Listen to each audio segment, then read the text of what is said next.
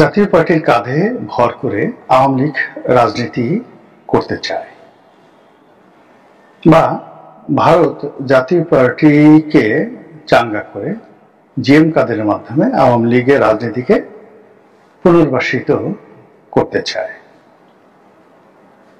এবং শেখ হাসিনা আগামীতে জাতীয় পার্টির উপর ভর করে বাংলাদেশে আসবেন, এটাকে উপলক্ষ করে আমাদের মতো যারা কন্টেন্ট ক্রিয়েটর রয়েছেন তারা বলার চেষ্টা করছেন যে জাপার কাঁধে আপা, বা আপা কেন জাপাতে, এই ধরনের কথাবার্তা অনেকে বলার চেষ্টা করেছেন। এটা যে রাজনীতির কতটা অপরিপক্কতা এবং এটা যে কতটা একটা অসম্ভব একটা বিষয়, এটা কেবল যারা রাজনীতি করেন, মূলধারা রাজনীতি করেন, তারা বুঝতে পারবেন। জামাতের বেশ কয়েকজন শীর্ষ নেতা তারা বুঝতে পারবেন, যারা শেখ হাসিনাকে দেখেছেন, আওয়ামী লীগকে দেখেছেন, যারা জাতীয় পার্টির কেন্দ্রীয় রাজনীতি করেন তারা দেখেছেন শেখ হাসিনাকে, আওয়ামী লীগ এবং আওয়ামী লীগের শীর্ষ নেতৃবৃন্দ যারা শেখ হাসিনাকে ঘনিষ্ঠভাবে জানেন এবং বিএনপির যারা নেতৃবৃন্দ। তো কাজেই এখন এই যে জাপাকে নিয়ে যে সকল কথাবার্তা হচ্ছে, এটা খাজুরি আলাপ ছাড়া আর কিছু নয়। জাতীয় পার্টি সবসময়টাতে যেটা হয় সেটা একটা বি টিম হিসাবে তারা যাকে বলা হয় ব্যবহৃত হয় সেই 91 থেকে এ পর্যন্ত। এরশাদ জীবনে জীবনে দুইবার তিনি ঘাড় উঁচু করে দাঁড়ানোর চেষ্টা করেছিলেন। প্রথমবার হলো যে যখন জেলখানাতে তিনি ছিলেন এবং সমর্থনের ব্যাপার আসলো যে জাতীয় পার্টি বিএনপিকে সমর্থন দেবে নাকি আওয়ামী লীগকে সমর্থন দেবে।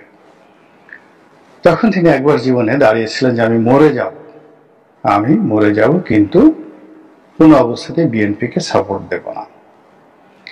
ফলে আওয়ামী লীগের সাপোর্ট দেওয়ার কারণে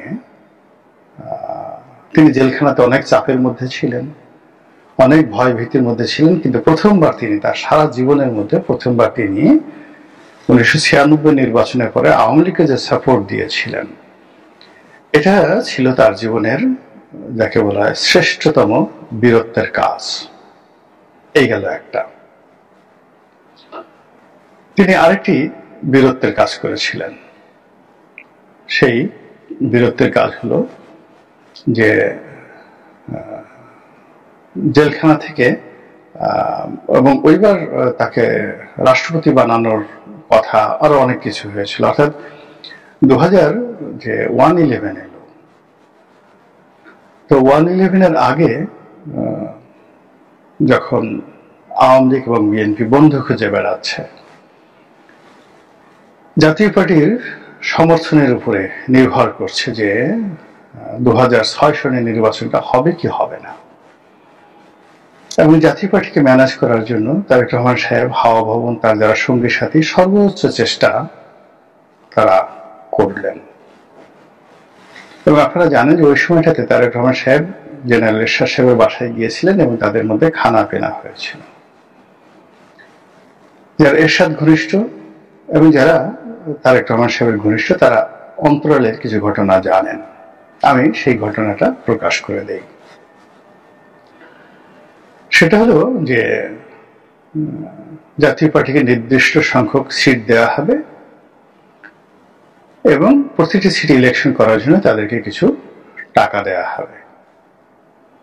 তো এরশাদ রাজি, এবং তিনি যদি রাজি হয়ে যেতেন তাহলে কিন্তু 111 আসতো না এবং বিএনপির বি টিম হিসেবে জাতীয় পার্টি আসতো, এরশাদ রাষ্ট্রপতি হতো বা পরবর্তী অন্য একটা ইতিহাস তৈরি হতো। কিন্তু ওইবার এরশাদ সাহেব রুখে দাঁড়িয়েছিলেন। এটা তার জীবনের দ্বিতীয়বার রুখে দাঁড়ানো। আমি তাকে 91 থেকে যেভাবে দেখেছি, তার আগেও তাকে তিনি যখন রাষ্ট্রপতি ছিলেন 86 সনের থেকে আমি তাকে দেখেছি। আমার কাছে দুইবার মনে হয় তিনি রুখে দাঁড়িয়েছিলেন। তো সেখানে যে কথাবার্তা হলো সেটা হলো যে সব ফাইনাল এখন টাকা দিতে হবে।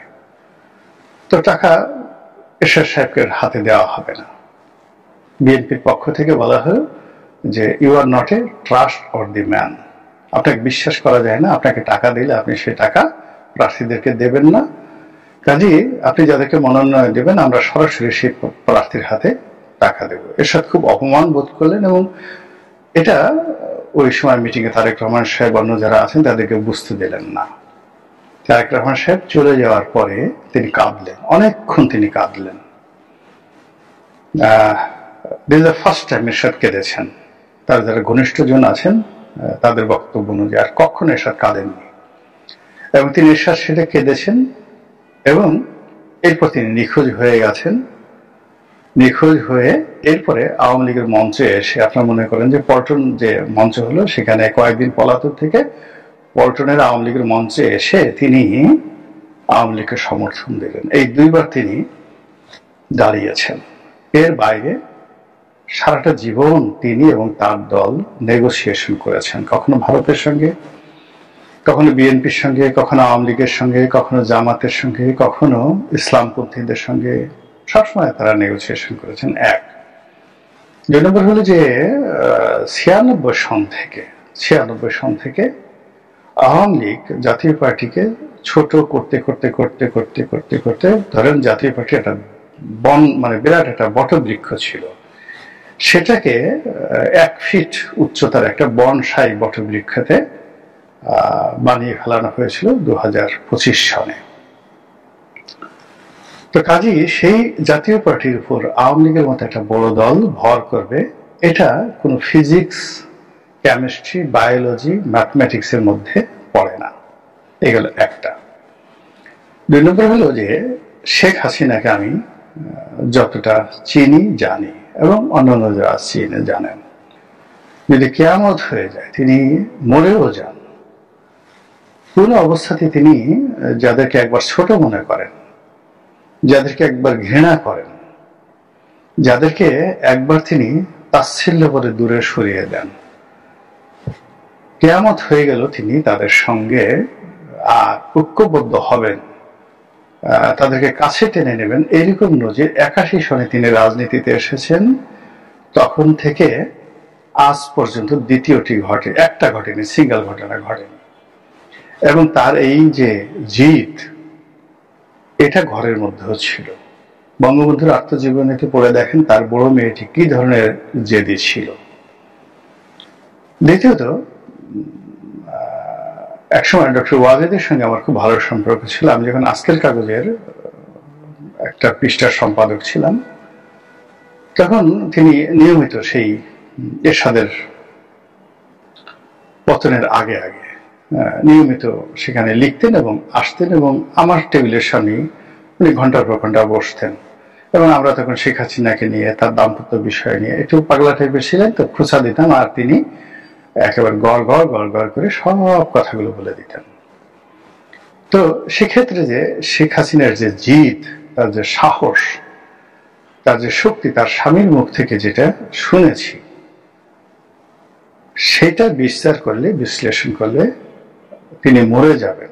কবরের মধ্যে তাকে গুতিয়ে গুতিয়ে যদি আপনি হাতুড়ি দিয়ে পিটিয়ে পিটিয়ে মাটির মধ্যে ঢুকান আর অপশন দেন যে জিএম কাদেরের সঙ্গে আপনি ঐক্য করে জিএম কাদেরের অধীনস্থ হয়ে আপনি বাংলাদেশে আসবেন, তিনি বলবেন যে আমাকে হাতুড়ি দিয়ে পিটিয়ে পিটিয়ে মেরে ফেলো। তার প্রমাণ হলো আপনি দেখুন যে তিনি যখন হেলিকপ্টারে উঠছিলেন, ছবিগুলো দেখেন, তার দুটো হাত তখনও মুষ্টিবদ্ধ ছিল। সারা বাংলাদেশ তিনি জানেন যে তছনছ হয়ে গেছে, এবং তিনি তার পরিবারের সব লোকদেরকে তিনি ঘরে বসে সুস্থ মস্তিষ্কে প্রত্যেকটা লোককে নিরাপদে, তার পরিবারের সবাইকে তিনি দেশের বাইরে পাঠিয়ে দিয়েছেন, তার সবাইকে, ইচ এন্ড এভরিবডি, এবং তার বোনকে শুধু তার কাছে রেখেছেন যে তিনি জানেন যে তিনি নিরাপদে যেতে পারবেন। He has the assurance. তো তিনি তার পরিবারের সবাইকে কিভাবে পাঠিয়েছেন, তাপস এবং তার সঙ্গে তার যে বক্তব্য, তাপসকে কিন্তু তিনি পার্সোনালি দেখতে পারতেন না, কিন্তু যেহেতু তার মধ্যে শেখ রক্ত আছে, শেখের ব্লাড আছে, যেখানে যেখানে শেখের রক্ত আছে তাদের জন্য শেখ হাসিনার 7 খুন মাপ। তারা যদি শেখ হাসিনার অর্ধেকটা খেয়ে ফেলে তিনি কখনো এই যে এটা স্বজনপ্রীতি বলেন যা কিছু বলেন তাদেরকে তিনি ক্ষমা করে দেন।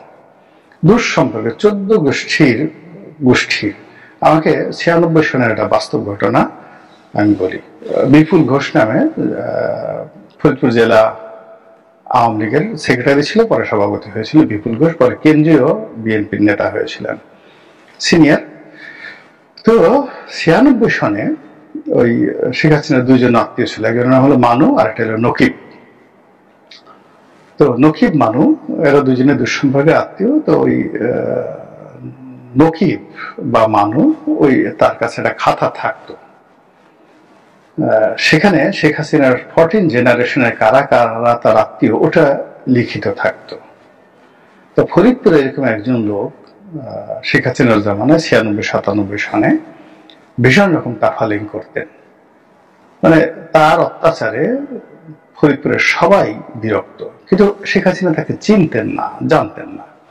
তো তিনি যখন ফরিদপুর গেলেন, ফরিদপুরের সব নেতারা তাকে একে ঘিরে ধরলেন যে আপা এই ঘটনা, আপনার কোন আত্মীয় না সাত্মীয়, এর যন্ত্রণায় দল শেষ, রাজনীতি শেষ, ইত্যাদি ইত্যাদি অনেক কিছু। তো শেখ হাসিনার আগে বলে যে আমার কোনো আত্মীয় স্বজন নাই, অন্যায় যে করে একদম ঠ্যাংঠুন ভেঙে দেওয়া। তো তিনি তো তার দলের লোকজনকে চিনতেন খুব ভালো করে, আওয়ামী লীগের লোকদের সম্পর্কে তিনি খুব ভালো করে চিনতেন যে এরা কি পারে। তো তিনি জানেন যে আমি ফরিদপুর ছাড়ার সাথে সাথে ওই যে যার ঠ্যাং ভাঙার কথা বলছেন ওর ঠ্যাং শুধু ভাঙা না, ওর ঠ্যাং ছুটাই ফেলা হবে। সঙ্গে সঙ্গে এই বলে দাঁড়া দাঁড়া দাঁড়া দাঁড়া, এই মানু বা নকিব এই দেখতো ওই আমার যে তালিকার মধ্যে নাম আছে কিনা। তো দেখা গেল যে অনেক অনেক দূরে তালিকার মধ্যে ওই আত্মীয়র নামটা আছে। তখন তিনি নরম হয়ে বললেন যে আচ্ছা রাখো, বকাঝকা দিয়ে মারধর করার দরকার নাই। এটা 96 সনের শেখ হাসিনা। আর আমি ছাত্র লীগের একজন কর্মী হিসেবে তাকে যেভাবে দেখেছি, ঢাকা বিশ্ববিদ্যালয়ে মারামারি করতে হবে, অস্ত্র কিনা, গুলি কিনা, মারামারি করা থেকে শুরু করে সব টাকা তিনি নিজের হাতে ওই ছাত্রলীগের ক্যাডারদের হাতে তিনি তুলে দিতেন। যেদিন বিশ্ববিদ্যালয়ে গোলাগুলি হবে শেখ হাসিনা তার আগের রাত্রে জানতেন। সবকিছু তিনি নিজের হাতে সেই 81 সন থেকে একেবারে 25 সন পর্যন্ত উপজেলা পর্যায়ে যদি কোনো একটা লোককে ঠেঙাতে হয় তিনি সরাসরি ওসিকে ফোন করতেন, আসাদুজ্জামান খান কামালকে নয়। এইভাবে অনেক ওসির সঙ্গে, অনেক এসপির সঙ্গে, ডিসির সঙ্গে তার সরাসরি যোগাযোগ ছিল। This is Sheikh Hasina. তো তিনি মুষ্টিবদ্ধ হাত নিয়ে চলে গেলেন দৃঢ়তার সঙ্গে, এবং আপনি তার অভিব্যক্তিতে দেখেন যে তার মধ্যে কোনো ভয়, আতঙ্ক, সংকোচ, অপরাধবোধ কোনো কিছু ছিল কিনা, কিচ্ছু ছিল না। অ্যাজ ইট ইজ মনে হচ্ছে তিনি যাচ্ছেন আবার তিনি আসবেন। 2 নম্বর হইল যে তিনি সেখানে গেছেন, গিয়ে 24 ঘন্টা তো মুখ বন্ধ রাখেননি। 24 ঘন্টার মধ্যেই তিনি তার যে সহজাত বক্তব্য, সেই সহজাত বক্তব্য তিনি দেওয়া শুরু করেছেন, এবং এই বক্তব্য ধারাবাহিকভাবে চলছে। যদি এই সরকারের জন্য, ডক্টর মোহাম্মদ ইউনূস সরকারের জন্য সবচেয়ে ডিস্টার্বিং কোনো শব্দ হয় সেটা শেখ হাসিনার বক্তব্য। এই সরকার যদি সবচেয়ে বেশি ভয় এবং আতঙ্ক কাউকে করে থাকে সেটা শেখ হাসিনা এবং আওয়ামী লীগকে। এর বাইরে এই সরকার দ্বিতীয় মানে জামাতকে ভয় পাচ্ছে না, এনসিপি কে ভয় পাচ্ছে না, কাউকে তাদের কেয়ার নাই। তারা শুধুমাত্র শেখ হাসিনা ঠেকাও, আওয়ামী লীগ ধ্বংস করে, আওয়ামী লীগ শেষ করে, এই কাজের জন্য যারাই তাবিজ নিয়ে আসছে, যদি 10টা তাবিজ নিয়ে আসে বলে 10টা তাবিজ হবে না, 1 বস্তা তাবিজ নিয়ে আসো। কেউ যদি ঝাড় ফুঁক দিতে চায় আগে ফু দাও তো ভালো করে, এরকম অবস্থা, এরকম আওয়ামী লীগ ভীতি। আচ্ছা ধরুন ডক্টর মোহাম্মদ ইউনূস তার যারা লোকজন আছে তাদের ভীতির কথা বাদ দেন, বাকি নুরুর কাছে জিজ্ঞাসা করেন, জুনায়েদ শেখের কাছে জিজ্ঞাসা করেন, ববি হাজরাতের কাছে জিজ্ঞাসা করেন, পার্থর কাছে জিজ্ঞাসা করেন, তারেক রহমান সাহেবকে জিজ্ঞাসা করেন, জামাতের আমিরকে জিজ্ঞাসা করেন, তারা আলটিমেটলি কাকে ভয় পায় এই মুহূর্তে? ডক্টর ইউনূসকে? নাকি অন্য কাউকে, গিয়ে দেখবেন সবারই 1 নম্বর ভয়ের তালিকায় শেখ হাসিনা এবং আওয়ামী লীগ। তো যতক্ষণ পর্যন্ত আপনি কারো হৃদয়ের মধ্যে ভালোবাসার অর্ঘ হয়ে কিংবা আতঙ্কের সর্বোচ্চ পর্যায়ে আপনি অবস্থান করবেন, ততক্ষণ পর্যন্ত পৃথিবীর কোনো শক্তি আপনাকে মারতে পারবে না, আর আপনি মরবেন না। তো এই যদি হয় বাস্তব অবস্থা, তাহলে সেক্ষেত্রে জিএম কাদের আর জিএম কাদের যে সেক্রেটারি পাটোয়ারি, শামীম হায়দার পাটোয়ারি, শামীম হায়দার পাটোয়ারি তার বাবা আমার শিক্ষক। আমি যখন বিশ্ববিদ্যালয়ে ছাত্র ছিলাম, সে তখন খুব ছোট, এত ছোট এটা বলার মতো নয়। এখন সেই পাটোয়ারি, কিংবা আমি যখন সংসদ সদস্য 2009 সালে, তখন আমি জিএম কাদের সাহেবকে খুব কাছে থেকে দেখেছি। এরশাদের ম্যাচুরিটি বা তার দলের প্রথম 100 জন নেতার মধ্যে যে রাজনৈতিক ম্যাচুরিটি রয়েছে সেটা জিএম কাদের সাহেবের নেই। তো একদিকে জিএম কাদের সাহেব, অন্যদিকে শামীম হায়দার পাটোয়ারি, আর বাকি যারা সিনিয়র নেতৃবৃন্দ রয়েছেন তারা আলাদা একটা জাতীয় পার্টি করেছেন। আর সেই দুই জাতীয় পার্টির উপর ভর করে শেখ হাসিনা আসবেন, আওয়ামী লীগের সকল নেতাবৃন্দ বাংলাদেশে আসবেন, আর বাংলাদেশে সব তাল গাছকে সব উপড়ে ফেলবেন। এটা হয় না। যদি এটা হয় তাহলে সেই আওয়ামী লীগ মানে বাংলাদেশের তাল গাছ তো দূরের কথা, একটা দুর্বা ঘাসও তুলতে পারবে না যদি জাতীয় পার্টির উপর থেকে আসে। আর যে আওয়ামী লীগ আপনারা ভয় পাচ্ছেন, সেই আওয়ামী লীগকে যদি ভয় পান তাহলে কিয়ামত হয়ে যাবে। সেই আওয়ামী লীগ, সেই শেখ হাসিনা কখনোই জাতীয় পার্টির উপর নির্ভর করে আসবে না।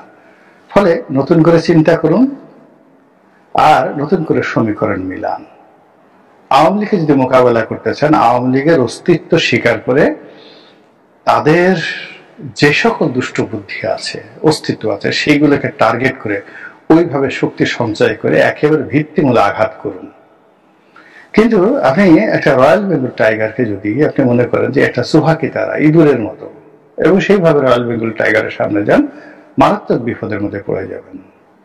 কাজে আগে মূল্যায়ন করুন যে যারা আওয়ামী লীগের সঙ্গে লড়তে চান তাদের অবস্থান কি আর আওয়ামী লীগের অবস্থান কি, তাহলে হয়। সম্মানিত দর্শক, 15 বছরের শাসন, শেখ হাসিনার জমানা এবং আওয়ামী লীগের জমানার যে পতন, এটা অনেকটা তাসের ঘরের মতো ভেঙে পড়েছিল। অনেক আগে 2012-13 সনের দিকে সম্ভবত আমি একটা লেখা লিখেছিলাম, তাসের ঘরে বাঁশের খুঁটি, এবং এই শিরোনামে একটা বইও প্রকাশিত হয়েছিল। ওটা বেশ বহুল পঠিত একটি বই হিসেবে বইয়ের বাজারে নাম ডাক কামিয়েছিল। তো সেখানে যেটা বলেছিলাম যে যখন মানুষ তার একটা বিরাট সৌধ নির্মাণ করে, কিন্তু তার যে পিলারগুলো, সেই পিলারগুলোর কোনো ভিত্তি থাকে না। ফলে সামান্য একটু ভূমিকম্প হলে, আঘাত লাগলে সেটা তছনছ হয়ে যায়, যেটিকে আমরা সাধারণত তাসের ঘর হিসেবে বর্ণনা করি। তো আওয়ামী লীগের জমানা আমার কাছে সেই 2012-13 সনেই মনে হয়েছিল যে এত বড় একটা সরকার, 18 কোটি মানুষের একটা দেশ, এখানে যে জায়গাতে যে যোগ্য লোকগুলো দরকার ছিল সেই যোগ্য লোকের সমাবেশ সেখানে ঘটেনি। খোলামেলাই বলি, যেমন ধরুন আইন মন্ত্রণালয়। তো আইন মন্ত্রণালয়ে বিভিন্ন সময়টিতে যারা ছিলেন তাদের দ্বারা এই মন্ত্রণালয় যত বদনাম কামিয়েছে এবং এই পুরো বিচার অঙ্গনকে যেভাবে কলুষিত করা হয়েছে, এবং ধীরে ধীরে বিচার অঙ্গনের যারা দিকপাল তাদেরকে পেছনে ঠেলে দিয়ে যেভাবে মেরুদণ্ডহীন করে তোলা হয়েছিল, শেষমেশ দেখুন সেই বিচার অঙ্গনেই শেখ হাসিনার পতন শুরু হয়ে গেল। 2 নম্বর হলো যে দুর্নীতির সৌধ নির্মাণ করেছিল দুর্নীতিবাজরা, শেয়ার মার্কেট কেলেঙ্কারিতে যাদের নাম ছিল, তারপর জ্বালানি কেলেঙ্কারি অর্থাৎ তেল কেনা, তেল বেচা, সিএনজি, এলএনজি, তেল গ্যাস উত্তোলন, এটা নিয়ে একটা বিরাট যে সিন্ডিকেট ছিল, শেখ হাসিনার বিপদের দিন সেই সিন্ডিকেটের একটা পয়সাও কাজে আসেনি এবং তারা সবাই আজ তার জন্য বিপদ এবং আপদের কারণ। তিনি যাদেরকে সবচেয়ে বেশি বিশ্বাস করেছিলেন, যাদের প্রতি নির্ভর করেছিলেন এবং তারা শেখ হাসিনার সামনে কিভাবে থাকতেন আমি তো নিজের চোখে দেখেছি কিছুটা, কিন্তু বাইরে এসে অর্থাৎ গণভবনের বাইরে এসে তারা সবাই এক একজনের রয়্যাল বেঙ্গল টাইগার। সেই সময়টিতে যারা মানে খুব কাছাকাছি ছিলেন তার মধ্যে 3 জন ব্যক্তি, মোহাম্মদ আরাফাত, আনিসুল হক যিনি আইনমন্ত্রী ছিলেন এবং সালমান এফ রহমান, এই 3 জনকে এখন বলা হচ্ছে মার্কিন ডিপ স্টেটের এজেন্ট হিসেবে তারা শেখ হাসিনার পতন ঘটিয়েছেন। 2 জন জেলে আছেন আর একজন এখনো পর্যন্ত শেখ হাসিনার খুব কাছাকাছি আছেন, তিনি মোহাম্মদ আরাফাত। তার প্রধান পরিচয় তিনি জয়ের বন্ধু, আর সালমান এফ রহমানের সবচেয়ে বড় পরিচয় তিনি শেখ কামালের বন্ধু। অন্যদিকে আনিসুল হক কি করে শেখ হাসিনার কাছাকাছি গেলেন আমার কাছে মিলে না, এবং তিনি কেন এভাবে একটা সিন্ডিকেটের প্রধান হয়ে গেলেন কোনোটাই আমি মিলাতে পারি না। এনিওয়ে, যে 3 জন লোকের নাম বলা হচ্ছে মার্কিন ডিপ স্টেটের এজেন্ট হিসেবে, যারা সরকারের মধ্যে থেকে সরকারকে ডুবিয়েছেন। আমি আসলে বিভিন্ন রকম শেখ হাসিনার জামানাতেই সেই 2014-15 সন থেকেই কন্টিনিউয়াসলি এদের ব্যাপারে বলে আসছি। অবশ্য মোহাম্মদ আরাফাত সম্পর্কে আমি কখনো নেতিবাচক কোনো কথা বলিনি, আমার কাছে মনে হয়নি যে সে একজন খুব ক্ষতিকর ব্যক্তি হতে পারে। কিন্তু শেষের দিকে যখন দেখা গেল মিস্টার ডোনাল্ড লু বাংলাদেশে ঘন ঘন আসছেন এবং তিনি এই 3 জন লোকের সঙ্গে ঘন ঘন দেখা করছেন এবং তাদের বাসভবনে, সালমান এফ রহমানের বাসভবনে, তো ঠিক সেই সময়টাতে শেখ হাসিনা যদি মূল্যায়ন করতেন যে কেন তারা এত গুরুত্বপূর্ণ ব্যক্তি যে মিস্টার ডোনাল্ড লু সালমান এফ রহমানের বাসায় গিয়ে তার সঙ্গে সাক্ষাৎ করবেন, 1। 2 নম্বর হলো যে সালমান এফ রহমানকে ভারত কখনোই দেখতে পারেননি এই কারণে যে তার মধ্যে প্রথম থেকেই একটা প্রো পাকিস্তান মনোভাব ছিল। তো সেই পুরো পাকিস্তানের নানাবিধ কারণ থাকতে পারে। তিনি সালাউদ্দিন কাদের চৌধুরীর ঘনিষ্ঠ বন্ধু, তার মামলার সাক্ষী হতে চেয়েছিলেন, যদিও তাকে সেই সাক্ষী হতে দেয়া হয়নি, কিন্তু তিনি হতে চেয়েছিলেন। তার বাবা পাকিস্তান জামানাতে মন্ত্রী ছিলেন। বিভিন্ন কারণে পাকিস্তান গোয়েন্দা সংস্থার সাথে তার সম্পর্ক আছে, এটাই ধরে নেওয়া হয়েছিল। তো সেই দিক থেকে সালমান এফ রহমানের সঙ্গে যদি পাকিস্তানের ভালো সম্পর্ক থাকে, চীনের সঙ্গে ভালো সম্পর্ক তার থাকবে এবং আমেরিকার সঙ্গে তো থাকবেই। তো সেক্ষেত্রে শেখ হাসিনা যে জিনিসটা করার চেষ্টা করেছেন যে এক হাতে সালমানকে রেখে চীন, পাকিস্তান এবং আমেরিকাকে ঠিক রাখা, আর অন্যদিকে ওবায়দুল কাদের থেকে শুরু করে অন্যান্য যারা রয়েছেন তাদের মাধ্যমে ভারতকে ঠিক রাখা। কিন্তু এটা আসলে যাকে বলা হয় এটা রং সিদ্ধান্ত। এর কারণ খুব বড় পর্যায়ে আজ পাকিস্তান যেভাবে পেরেছে due to their military power civil administration and their bureaucracy is very, very powerful rather than their politicians. দ্বিতীয়ত তাদের যে পলিটিশিয়ানস, আপনি যদি ধরেন সেই 1947 সন থেকে আজ অবধি, তারা সর্বভারতীয় রাজনীতিতে অভিজাত, শিক্ষিত, মার্জিত এবং ধনবান। পাকিস্তানের রাজনীতিতে কখনো কোনো চা বিক্রেতা, চাওয়ালা কিংবা বস্তিতে থেকেছেন এমন কোনো ব্যক্তি ওই সমাজে রাজনীতিতে মন্ত্রী, এমপি, প্রধানমন্ত্রী প্রশ্নই আসে না। পাকিস্তান সবসময় একটা ফিউডাল সোসাইটি মেনটেন করে, জাস্ট লাইক ইংল্যান্ড। সেই ইংল্যান্ডের মতো তারা যে সামাজিকতা, অভিজাততন্ত্র মেনটেন করেন, ফলে কি হলো, সেখানে তারা অনেক কিছু নিয়ন্ত্রণ করতে পারেন, যেটা ভারতে বা বাংলাদেশে সম্ভব নয়। ভারতে যে কোনো লোক, একেবারে আমেরিকার মতো যে কোনো লোক, রাস্তার মুচি হোক, মোটে হোক, জনগণ যদি চায় বা তার যদি যোগ্যতা থাকে, সে প্রধানমন্ত্রী হতে পারে, কিন্তু এটা পাকিস্তানে সম্ভব নয়। আবার বাংলাদেশে একই অবস্থা।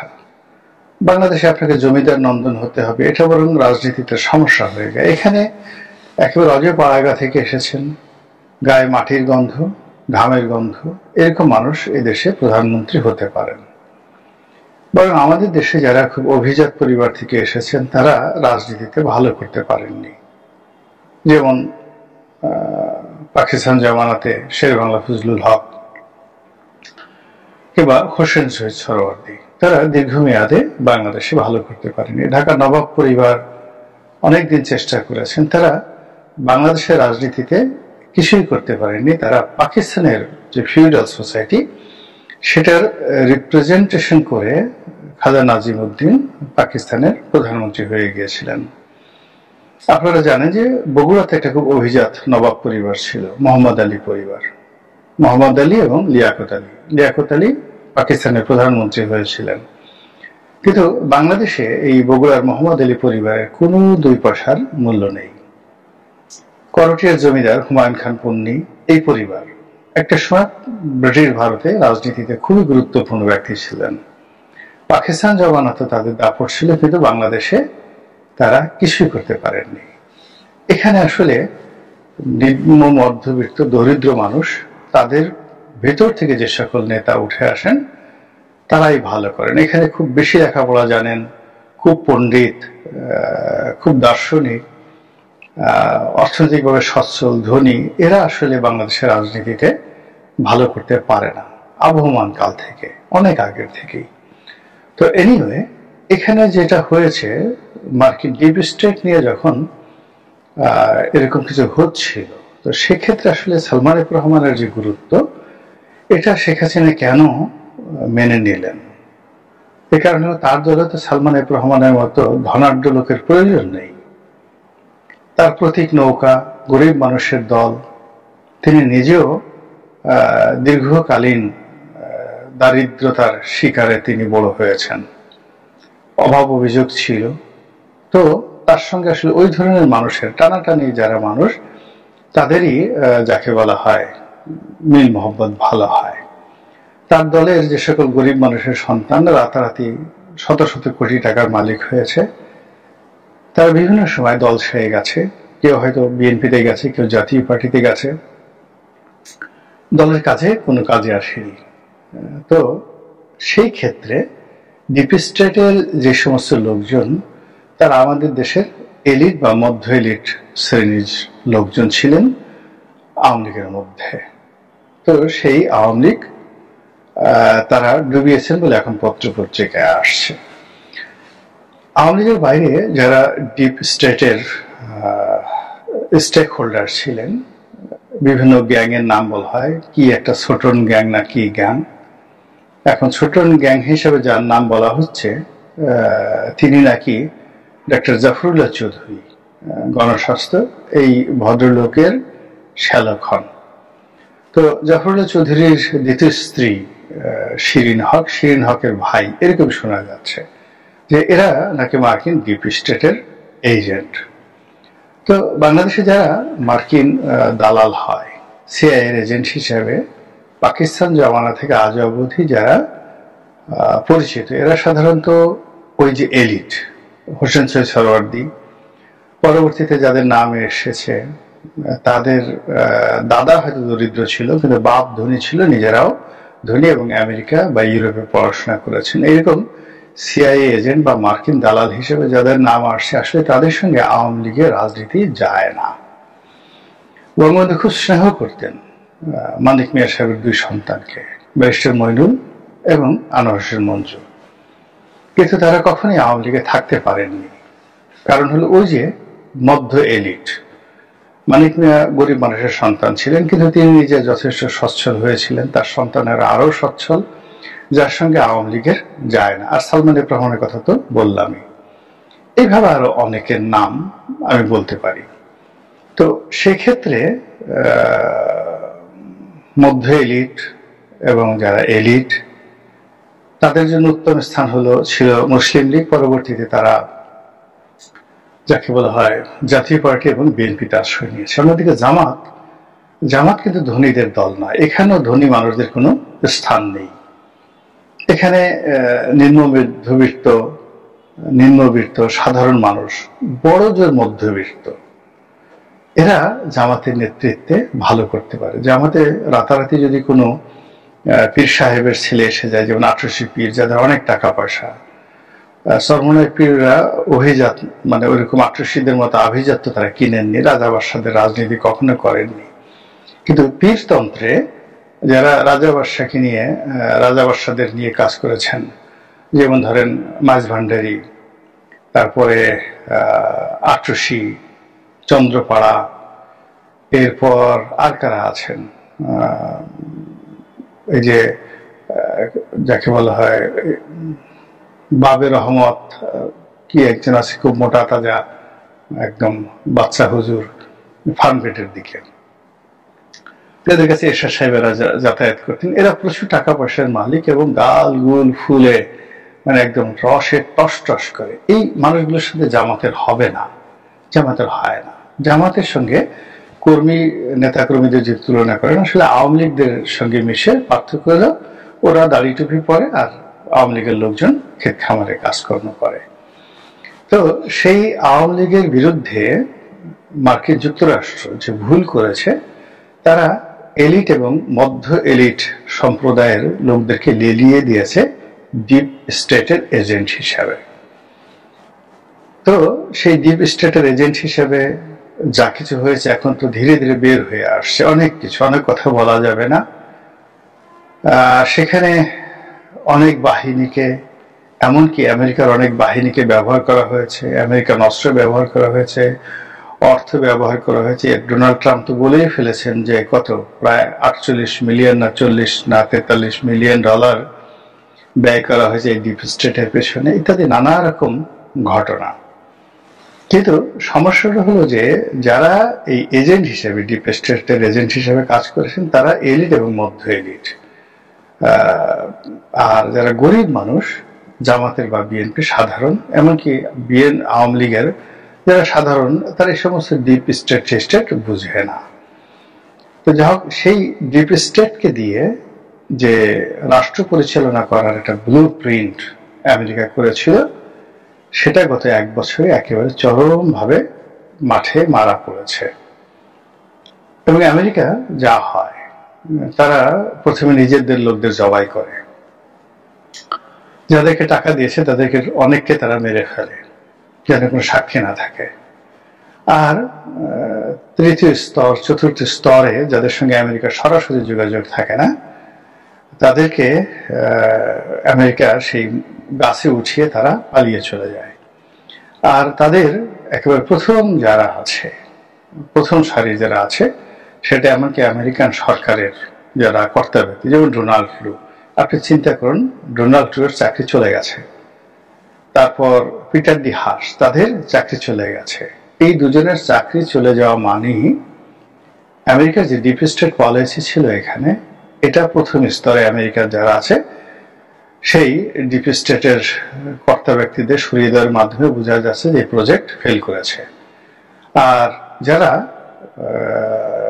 এজেন্সির লোক, মানে আমেরিকান সিক্রেট সার্ভিসের লোক হিসেবে যারা কাজ করেছে, এদেরকে কাউকে জেলে পোড়া হয়েছে, হয়তোবা কাউকে মেরে ফেলা হয়েছে, নিজেরাই তাদেরকে মেরে ফেলেছে। এরকম একটা ওয়েস্ট চীনে একজন মার্কিন নাগরিকের মৃত্যু নিয়ে ধরনের নানা রকম কথাবার্তা শোনা যাচ্ছে। এরপর ভিপি নুরুর যে উপর হামলা, এটাও অনেকে মনে করছে যেটা ডিপ স্টেটের একটা খেলাধুলা। নুরুকে যেভাবে আহত করা হয়েছে তার পক্ষে সুস্থ এবং স্বাভাবিক হয়ে রাজনীতিতে এসে আবার হুঙ্কার দেওয়া সম্ভব না, তার স্মৃতিভ্রম হবে এবং আরো অনেক রকম সমস্যা দেখা দিবে। তো এরকম আবার এই ডিপ স্টেটের সঙ্গে ইচ্ছাই হোক অনিচ্ছাই হোক, তারপরে বুঝে হোক না বুঝে হোক, আমাদের রাজনৈতিক দলের যে সকল শীর্ষ নেতারা জড়িয়ে পড়েছিলেন, টাকা নিয়েছেন বা নেননি, বা পেয়েছেন কিংবা পাননি, ডাজ নট ম্যাটার, কিন্তু তারা জড়িত হয়ে পড়েছিলেন। বিশ্বাস করেন তাদের সকলের মধ্যে এখন লা ইলাহা ইল্লা আনতা সুবহানাকা ইন্নী কুনতু মিনাজ জালিমিন দোয়া ইউনূস পড়েও এরা সুস্থ হতে পারছে না। এর ফলে কি হলো, এই যে নতুন তড়িঘড়ি করে নির্বাচন, যেখানে 5 বছর পরে হবে, দীর্ঘদিন থাকবে, সেটা এখন পারলে আগামীকাল এই নির্বাচন করে